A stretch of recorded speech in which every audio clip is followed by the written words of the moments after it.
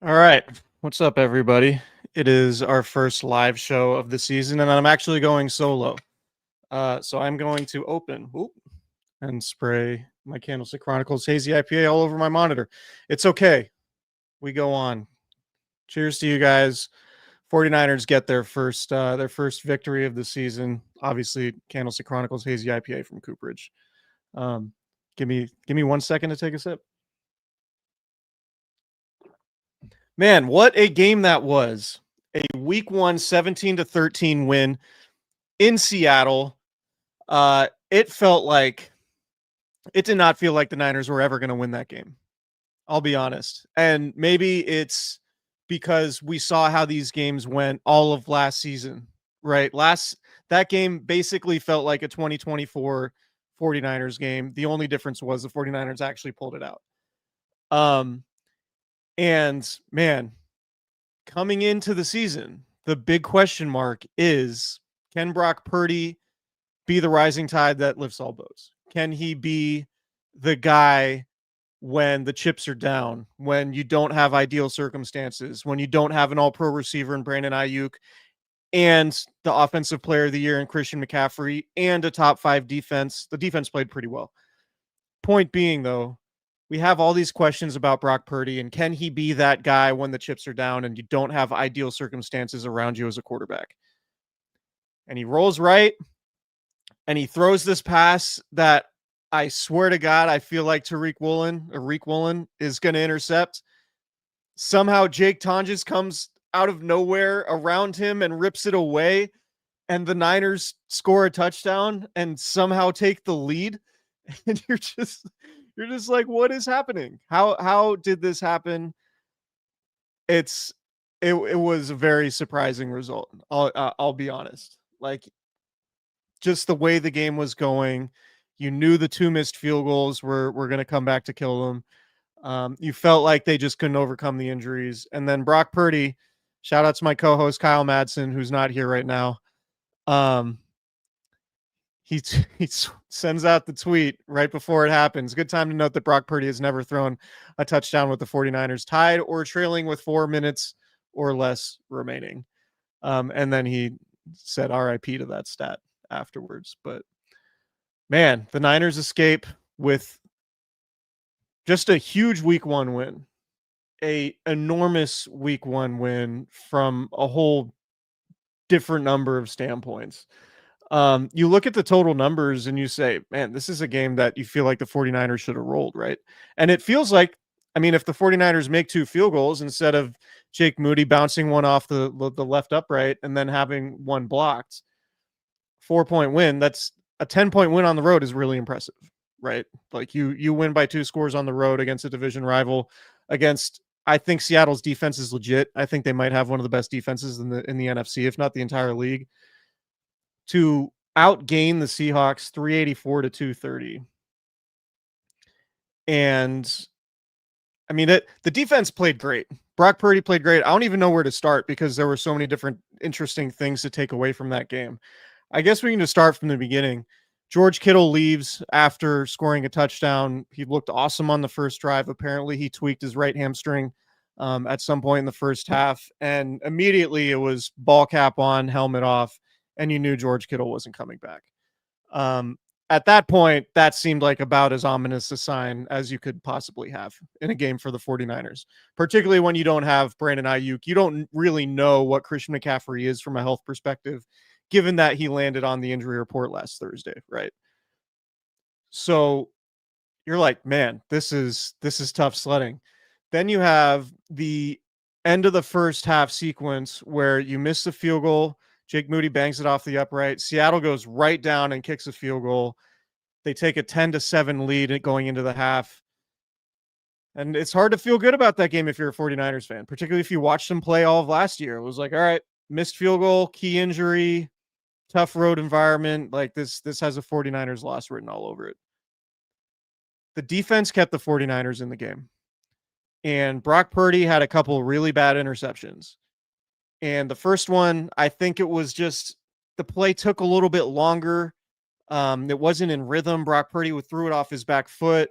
Greg Olson, who I thought was awesome today, doing the color commentary, talking about how, because Seattle blitzed a defender, Christian McCaffrey had to stay in and block.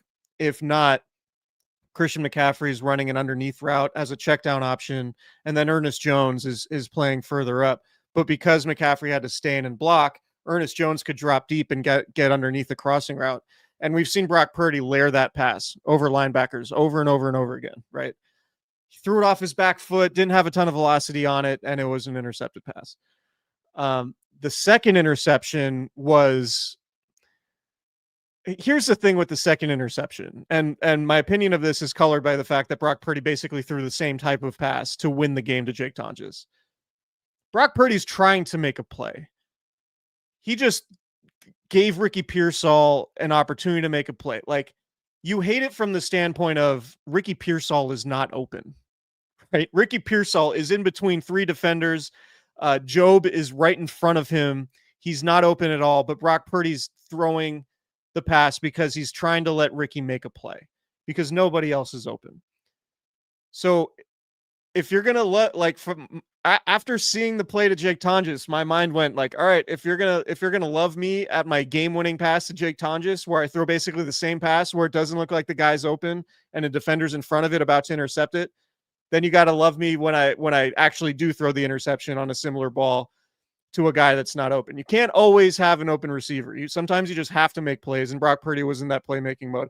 So I don't really blame him for that, which is obvious hindsight because the Niners won the game. So they won the game. The interceptions ultimately didn't kill Purdy as much as it felt like the missed field goals killed the 49ers. But just an unbelievable win, I think, for them. Look, you don't have Brandon Ayuk, obviously. He's gone for a while. You don't have Demarcus Robinson. He's gone for the first 3 games of the season because he's suspended. Juwan Jennings checks himself out of the game because of a shoulder injury, apparently. You don't have George Kittle. Christian McCaffrey's banged up. Trent Williams looks like he's banged up. His ankle's bothering him. You didn't have good pass protection basically the entire game. You had the play to Ricky Pearsall, probably the throw of the game for Brock Purdy, the deep ball to Pearsall, and a great job by Pearsall. Nick Wagner, our buddy, pointed this out in the group chat today. Just Pearsall kind of slowed down, and I think it got Reek Woolen to slow down, and then Pearsall sped back up, and he created a little bit of separation on the deep ball. I don't know if that was intentional or a technique thing or if that's just how it happened, but man, it was a great play when the 49ers needed it the most. Ricky Pearsall, 4 catches on 7 targets, 108 yards. And that 45-yarder, obviously the biggest catch of his career so far. For Ricky Pearsall, coming off last season to come in when George Kittle's hurt and Juwan Jennings is hurt, Brandon Ayuk's out, all the circumstances we talked about, for Ricky Pearsall to have 4 catches and 108 yards is absolutely enormous for the Niners. And for him to make that catch and get the separation, for Brock Purdy to drop it in the bucket on that deep pass to set up the game-winning touchdown was just massive. Purdy completed all 6 of his throws on that game-winning drive. And a lot of it was to McCaffrey, and you got to credit Kyle Shanahan for figuring out ways to get Christian McCaffrey open. There was a 4th down, I think earlier in the game where, it was 4th and 2.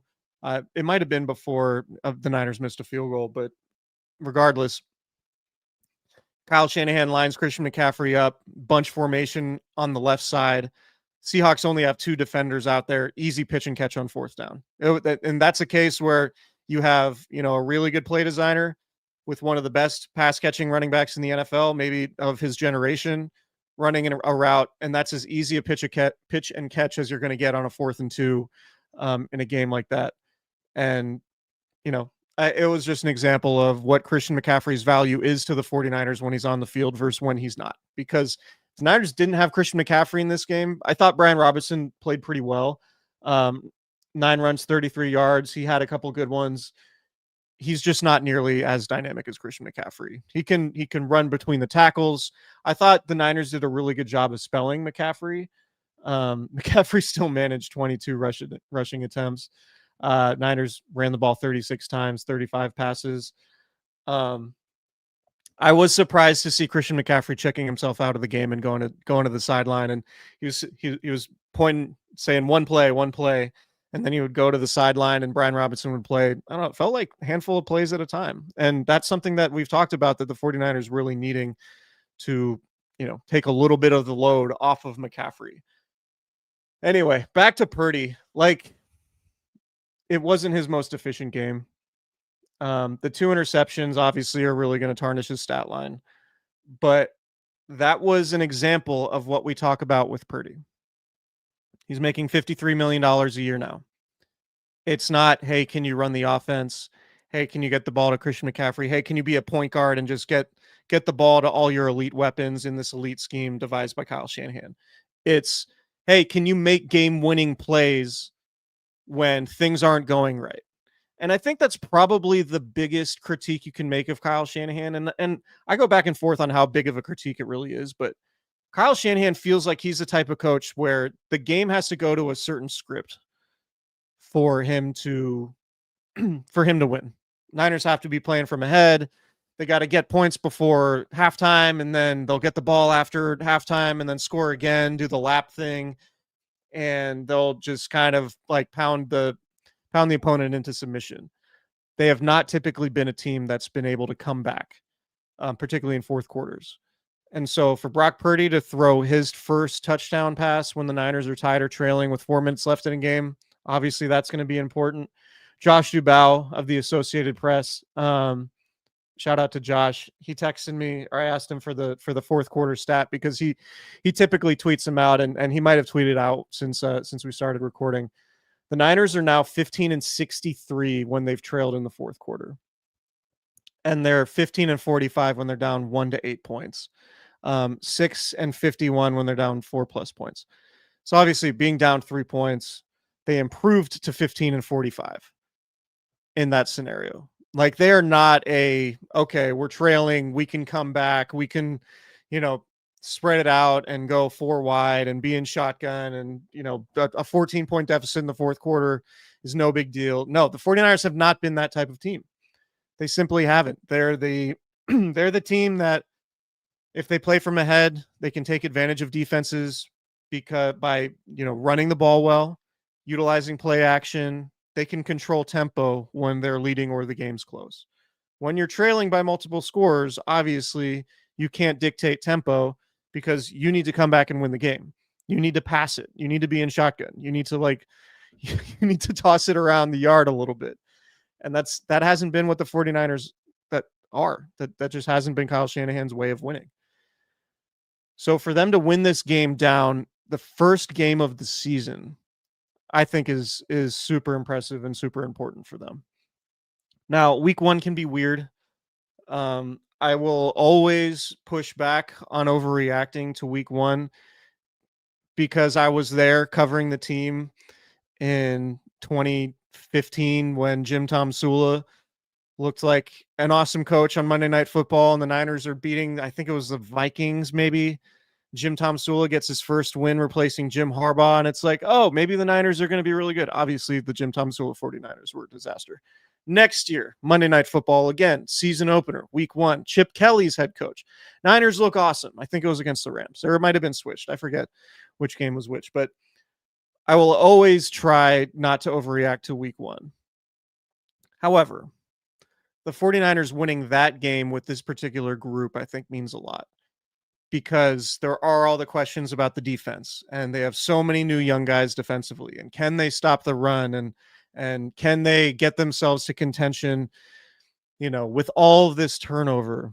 And the thing I always said about the turnover, it was like, man, people are talking about the 49ers turnover like it's such a bad thing. This was a team that went 6-11. Like, yeah, they're not bringing back a lot of expensive, overpriced players who were key parts of a 6-11 team, right? Like, we don't need to revisit that. But I think the turnover, I actually kind of agree with what the 49ers have been doing. It hasn't been so much from like we got to be cheaper. It's just, you got to take on all your dead money now, which the 49ers have more dead money on the books in the league. They're basically paying the credit card off all at once this season and then having a, 850 credit score or whatever the best credit score you can have is going into next year from a salary cap perspective. So to see the young players, Upton Stout, he's going to take his lumps.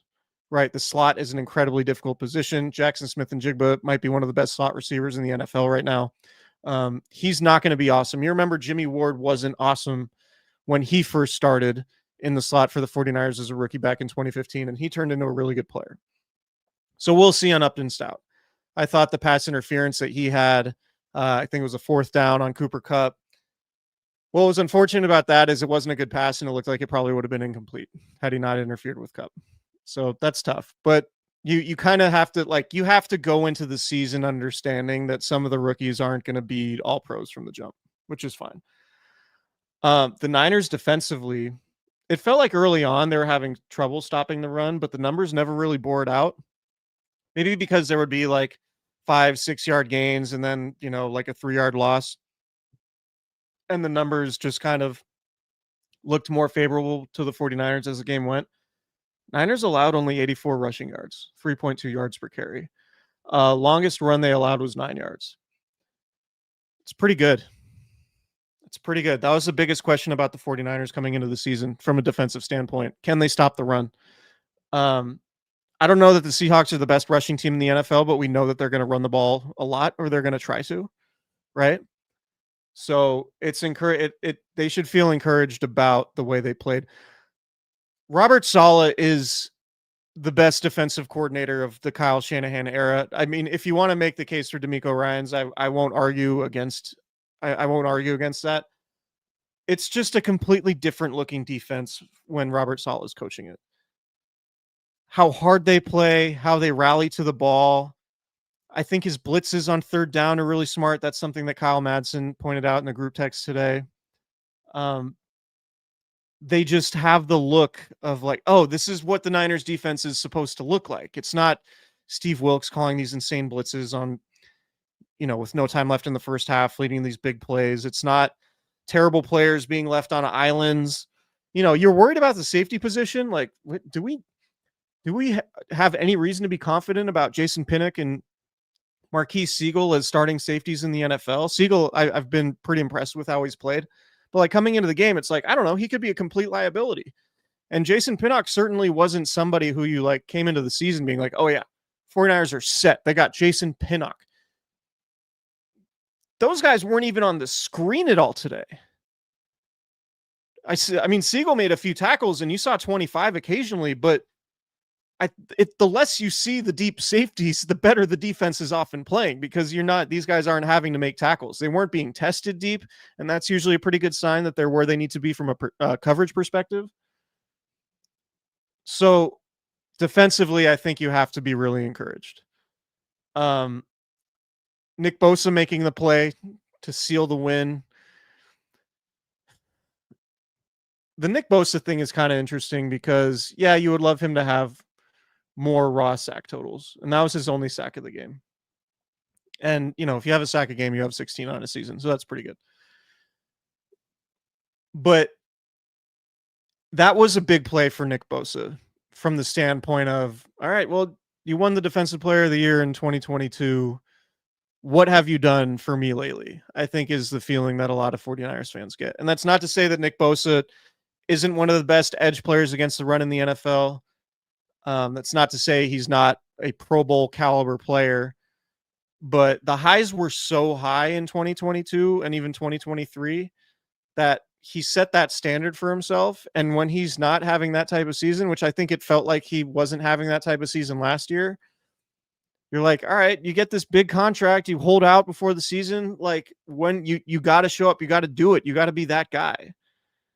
And now Nick Bosa pushes the right tackle back into Sam Darnold's lap, forces the fumble with the game on the line, recovers it, and seals the win. And that's the type of play that you need from Nick Bosa if you're going to give him all that money. And that's a Defensive Player of the Year type play. Like, if you make those plays in big moments to win games, that's how you win Defensive Player of the Year's awards. And I'm not saying Nick Bosa is going to win it. I have no idea. It's week 1. But those are the type of plays the 49ers need from Nick Bosa if he's going to make $32 million a year, $34 million a year, whatever he's making. Like, that needs to show up more consistently. And he did that today. Fred Warner was awesome. It looked like he got a face full of turf and he like broke his nose on the field. I don't know how that happens, but it just kind of goes to show that football is an insane game sometimes from a physical perspective. Um, so he came back in once you saw like his head bang on the turf and you saw like the cotton in his nose, you're like, okay, he's probably fine. I was a little worried like he hit his head on the turf and it was like a head or a neck injury. But he came back. D Winters was really good. I wasn't a full buyer in the D Winters hype coming into the season. I thought, okay, like it's one thing to be good in training camp and good against the same offense you see every day. It's another thing to do it in games. D Winters just frankly wasn't that impressive last year to me. Really good today. D Winters was really good today. And to play that fast, to have that physical speed, but also like combine it with just being in the right places. I mean, that's kind of what happens when you bring Robert Saleh back and you stick a potentially talented player next to Fred Warner. That's what it should look like. And that's just the difference, I think, between a really good to elite defensive coordinator and a first-time defensive coordinator who probably shouldn't have gotten the job, which was Nick Sorensen last year. Not impressed with the Niners pass protection. Greg Olsen pointed it out. Think he had he said it right before one of the big plays in the red zone. The Niners they had allowed pressures on 12 of 17 plays, and then on that third down, it was right before Moody missed his field goal. Greg Olsen calls it out right before a third down passing situation. Niners have allowed pressures on 12 of 17 dropbacks. Purdy was pressured again on that play before the field goal, 13 of 18 in the first half. Seahawks defensive line, defensive front is really good. Like I said, I think they're going to have one of the best defenses in the NFL. Full stop. Niners are on the road. It's loud. That when it's loud and you're going silent snap count, that favors the pass rush a lot, right? They don't have to worry about cadence. They can just pin their ears back, watch the ball get snapped, or watch, Purdy lift his leg or the guard tap the center, time it up, whatever. It's a lot easier for the pass rushers to fire off when you're at home and it's a loud home environment. So I get that. But I'm going to be concerned about the Niners offensive line and their pass protection basically all season long. And particularly if Trent Williams is going to be banged up and not looking like a Superman all-pro Hall of Fame tackle that he is. I just think it's unfair to expect Trent Williams to be at that level at this point. But I'm also not a big Ben Barch guy. I'm not a big Jake Brendel guy. Dominic Pooney has a lot of promise and had a great rookie season. He's banged up right now. He didn't look great. Colton McKivitz, I think, is fine at right tackle, but there are going to be times where he gets beaten by, good pass rushers, good defensive ends, particularly in road games. So there are going to be questions about the offensive line. And luckily for the 49ers, Brock Purdy has gotten pretty good at scrambling and pretty good at making plays outside of the structure of the offense. Ipso facto, the game-winning touchdown to Jake Tonjes. Jake Tonjes, man. Just a total afterthought of a guy. Just an entire afterthought of the guy. No idea if watching preseason and training camp, no idea that he was even going to make the team. Felt like Braden Willis was the 49ers guy forever. Jake Tonjes comes in, beats out Braden Willis for a spot, and has some huge catches. 3 catches for 15 yards, but the 9-yard touchdown. Is that a third down? I feel like it was third or fourth down. Pretty incredible. Like Jake Tonjes and Luke Farrell. Farrell making a 4-yard catch and getting absolutely obliterated by Devon Witherspoon on fourth down. Like the Niners getting 5 catches or 4 catches from Jake Tonjes and Luke Farrell in clutch situations with George Kittle sidelined is massive, because I don't think anybody has any expectations that the Niners tight ends behind George Kittle would be able to do anything other than block. So that's big. Big for the young guys, big for Robert Saleh. I think it's big for Brock Purdy. Obviously, for Brock Purdy to start winning games like that. That is going to sort of change the way I think people talk about Brock Purdy and change the way that that the league views Brock Purdy. So those are good things. Kyle Shanahan said after the game, I watched the post-game press conference before coming on here. He said he wasn't going to make any moves regarding the kicker. Jake Moody, we're going to get another week of this. I'm not the like fire everybody, cut everybody like every time, but like this has gone on long enough. You cannot, like, with how livid Kyle Shanahan was, particularly after the second missed field goal. And I had a buddy text me or in a group chat say that he thought the kick that was blocked was coming out as a duck anyway. It looked like, and I watched the replay again, it looked like Moody hit it on the inside of his foot and it was spinning kind of sideways. And I mean, it got blocked, so it didn't matter. And it looked like it would have been blocked even if Moody hit it clean. But I just don't know how you can roll that back. Like, yeah, he made another short field goal. He made an extra point. Like, but what are we doing here? How like what more do you need to see if you're Kyle Shanahan before you just make the decision to get rid of your kicker and sign Greg Joseph? So the Niners winning that game probably saves Jake Moody for at least another week, at least the way Kyle Shanahan was talking about it.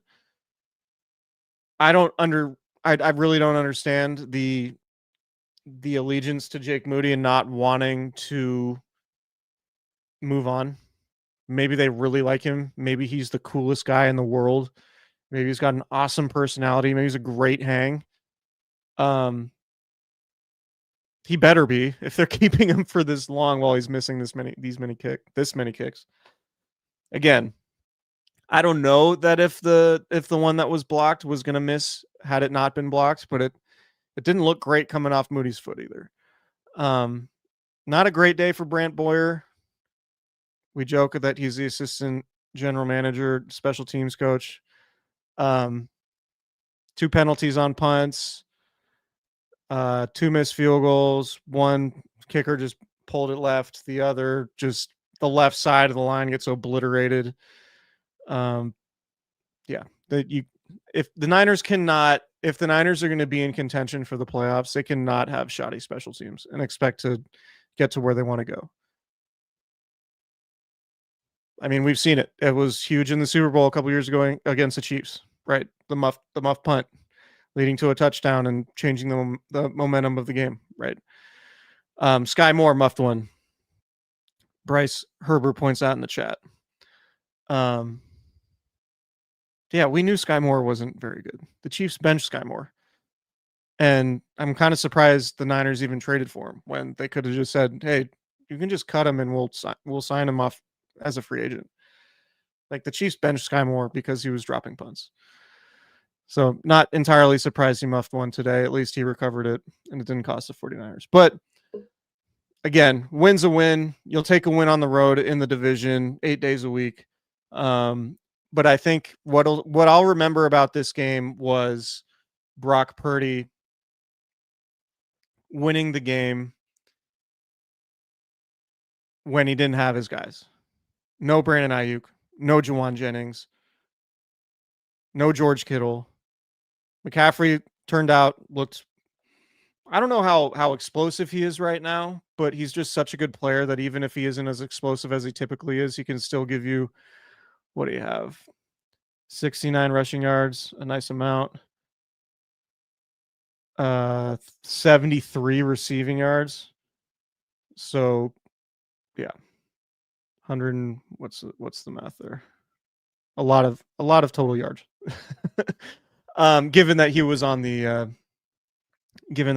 injury report this week. So the takeaway for me is Brock Purdy overcoming everything he had to overcome, from special teams, from the injuries. Like, that'll be the main takeaway for me. And Jake Ton just scoring the touchdown, obviously.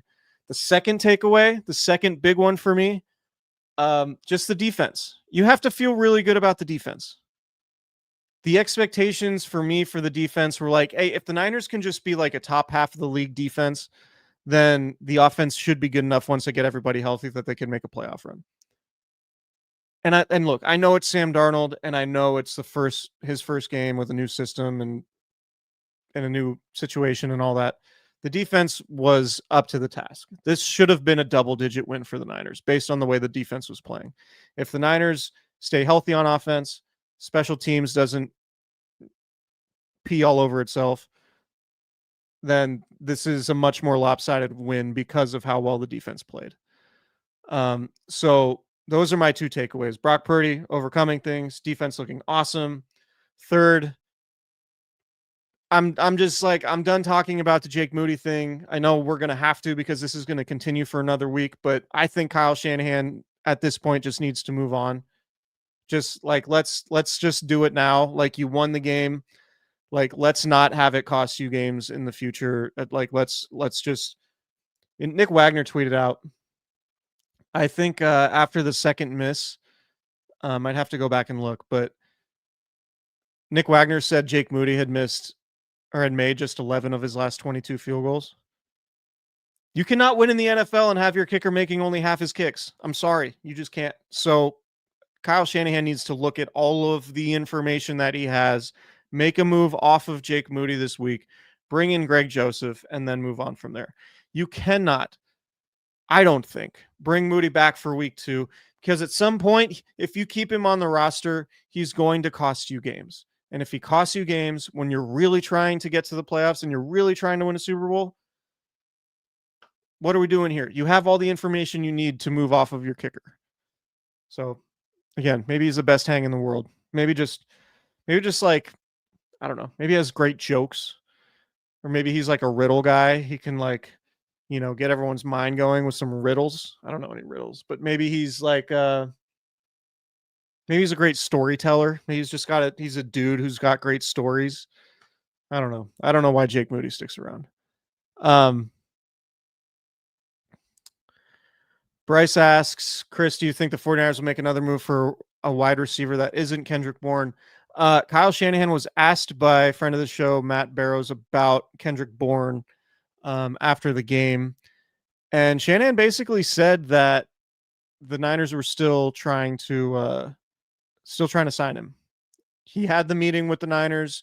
He met with Washington last week. He's still a free agent. I mean, if Jawan Jennings can't play, I think you kind of have to sweeten the offer for Kendrick Bourne and go get him. Not that he's necessarily a game changer, but, you know, Marquez Valdez-Scantling got a bunch of snaps today, and I don't think he got any targets. And I don't know that you can feel great about having him be on the field in the fourth quarter of games that you need to win when you're only playing 2 receivers. So do they make a move for a receiver outside of Bourne? I don't know. I don't know who's available. It's not like early September is the time where all the awesome receivers are available. Probably have to wait closer to the deadline, but even around the deadline, that's probably around the time you're getting Brandon Ayuk back. So I don't know. We'll discuss that in the weeks to come, but I don't foresee them making a move for a receiver that isn't Kendrick Bourne. I think Kendrick Bourne is probably the one. So anyway, I will take my second sip of my Candlestick Chronicles Hazy IPA from Cooperage. Yeah, go check out Cooperage in Santa Rosa. They got 2 spots. The place on Ross Street downtown is amazing. They open 10 a.m. football Sundays. So I think you should check it out. They have a great setup there with the TVs and the seating, and they have billiard games, they have darts and pool, and they have arcade games, and the staff, Charlie, Amanda, Tyler, who runs the whole thing, they're all great. The food trucks are always great. And get yourself some Candlestick Chronicles Hazy IPA. You can get the cans there. You can also get the cans online. But I mean, look, how could you not take this to your tailgate? Like, I mean, it's great beer, first of all. It's particularly if you like hazies. It's obviously awesome. But if you're subscribing on our YouTube channel and watching the live show, I'm holding the can up. It is just an unbelievable can if you're a 49ers fan. It's got half football, half Candlestick Park. Come on. I'll take a sip. Anyway, that's all I got. Kyle will be back. We'll try to get him back on the pod. He had some things come up. So he had a very good reason not to be here. So there's no drama. There's no behind the scenes drama, although maybe we can manufacture something. Maybe we can start a beef online. But yeah, leave comments down below. Subscribe to a YouTube channel. Obviously, we're trying to get to 1,000. And yeah, notification bells, like buttons. Please click all of those things. Subscribe wherever you get your podcasts. And we will talk in great detail about this game and potentially some more injuries, because that always happens. Maybe we'll record another one early in the week. We shall see how the schedules look. But Niners 1-0, 17-13. Brock Purdy throws a touchdown, just over a minute left, to Jake Tonjes of all people. I'll be honest too. I should have said this. I thought the Niners were going to lose this game coming in. I did not feel good about the spot for the Niners. I didn't feel good about the young defense. I didn't feel good about the injury situation, obviously, with Christian McCaffrey, and you didn't know how Jawan Jennings was going to be. But for them to win that game, given everything that happened, that's pretty impressive for them. And that's a great start to their season. Of course, we'll see on George Kittle's hamstring issue and see how long that keeps him out, if at all. But that'll be worth keeping an eye on. But yeah, you'll take a road win in the division against a pretty good team like Seattle 8 days a week. 17-13. Niners 1-0. We will talk to you guys later. Please subscribe to our YouTube channel and subscribe wherever you get your podcast, 5-star reviews. Leave comments down below, like buttons, and we will talk to you soon. See ya.